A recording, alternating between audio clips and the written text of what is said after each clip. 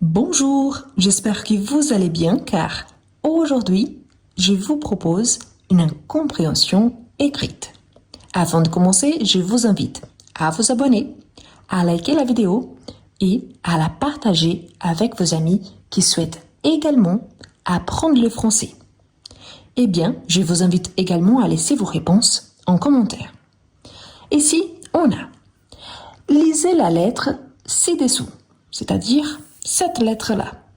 On a bonjour, comment est-ce que tu vas? Me voilà bien arrivé à Montréal après un long voyage en avion. Malheureusement, la compagnie a perdu mon bagage. Ça commence bien. J'ai retrouvé mon frère qui a arrêté l'université. Chut, mes parents ne le savent pas encore. Et qui travaille dans un restaurant chinois. Je suis super contente de passer les 2 prochaines semaines ici avec lui et sa petite amie Anna, une américaine. Je peux améliorer mon niveau d'anglais. Demain au programme, balade dans la ville et visite du musée d'histoire. Et toi, que vas-tu faire pendant les vacances? Bis et à bientôt, Marie. Vous voyez que le texte il n'est pas compliqué, au contraire, c'est assez simple et nous avons 5 questions. Pourtant attention car il y a certaines réponses qui là on peut réfléchir un petit peu s'il s'agit de la vraie bonne réponse. Vous êtes prêts? On commence. N'oubliez surtout pas de laisser vos réponses en commentaire. Tout d'abord, on a quel est l'objectif de la lettre de Marie? A. Vous inviter. B. Vous féliciter. C. Donner des nouvelles. Eh bien, si on regarde bien, là, elle commence le texte. Pourquoi ici on utilise les tu et là on utilise les vous? Ici parce qu'il s'agit de questions en général. Ici le tu parce qu'il s'agit de Marie qui écrit à une amie ou un ami.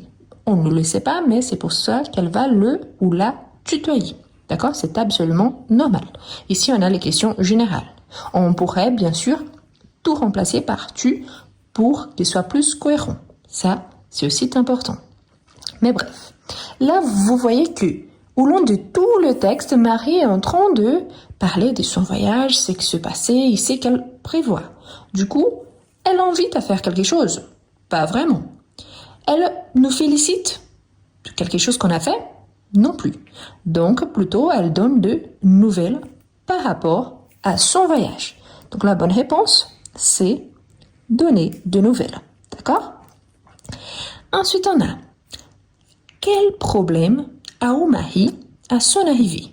Donc, elle a raté son train, elle a perdu sa valise, elle s'est cassé la jambe.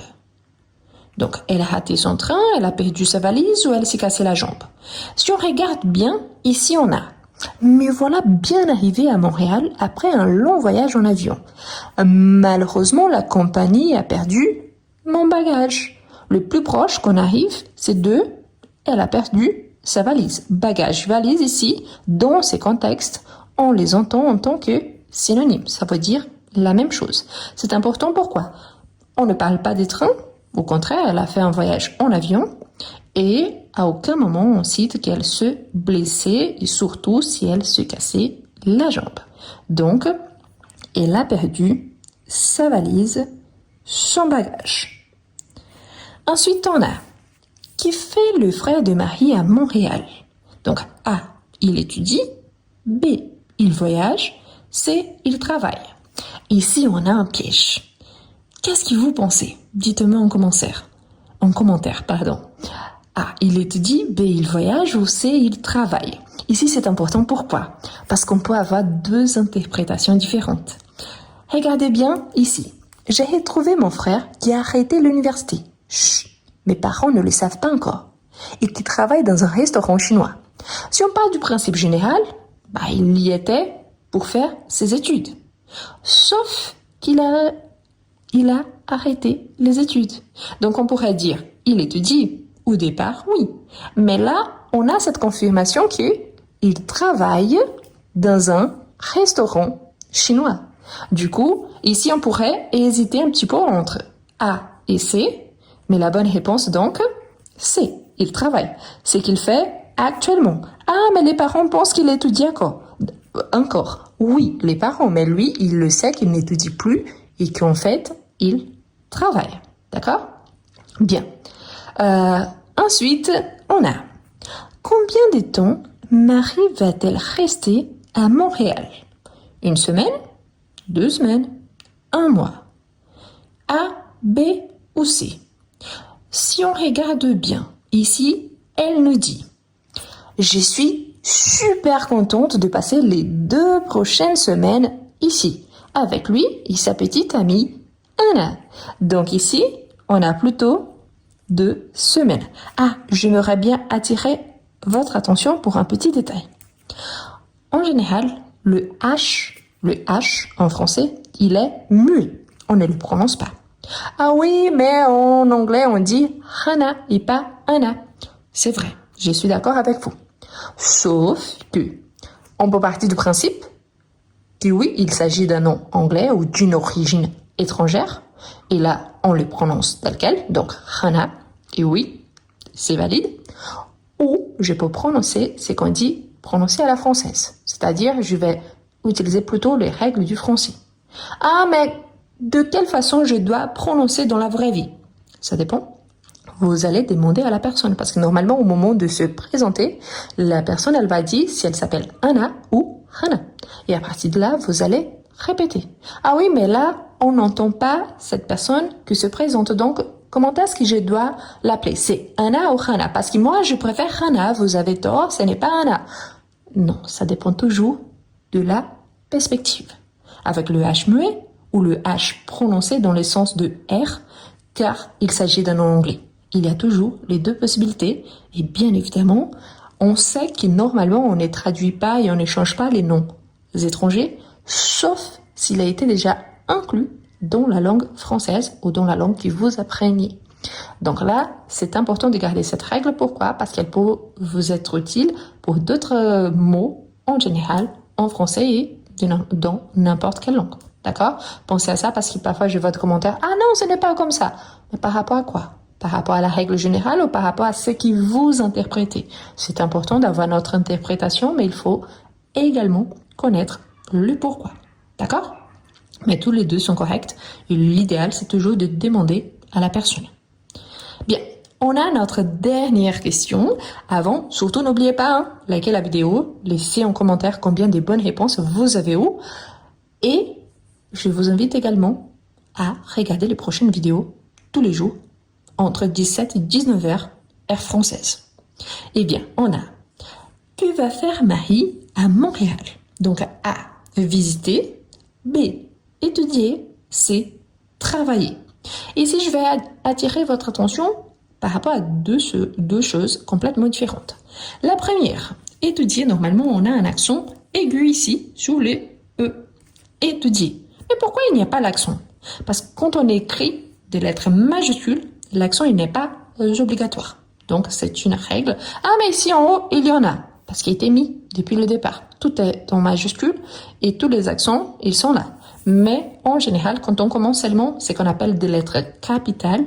Donc là, on peut choisir si on va utiliser l'accent ou pas, sauf s'il sert à distinguer deux mots identiques dont l'accent change les sens.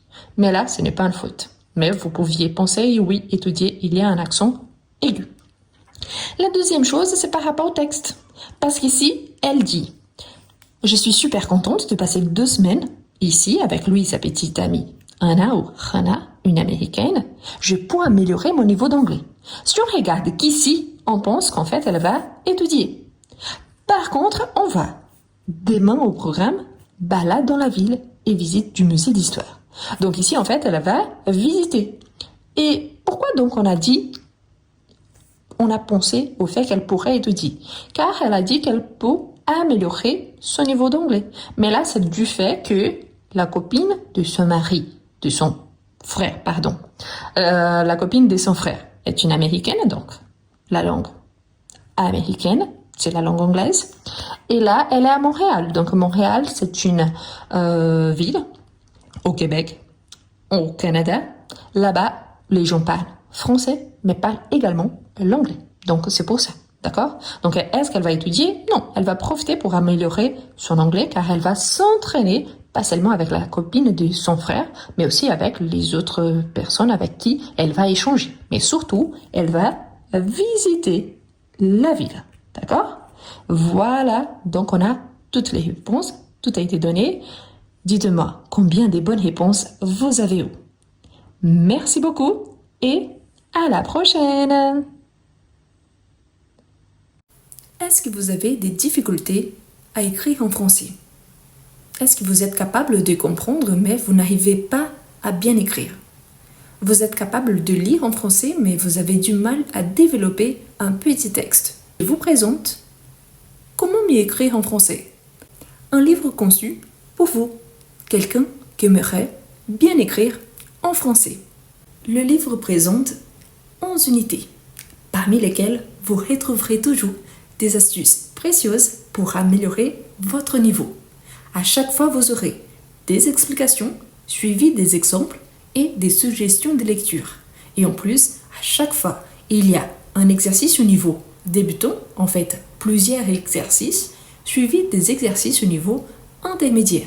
Ce qui vous permettra, si vous êtes débutant, d'avancer et si vous êtes intermédiaire, pas seulement d'avancer, mais aussi de réviser. Voilà les liens pour acquérir votre livre. Vous pouvez copier-coller sur votre page de recherche et vous pouvez le trouver aussi dans le premier commentaire et dans la description de cette vidéo.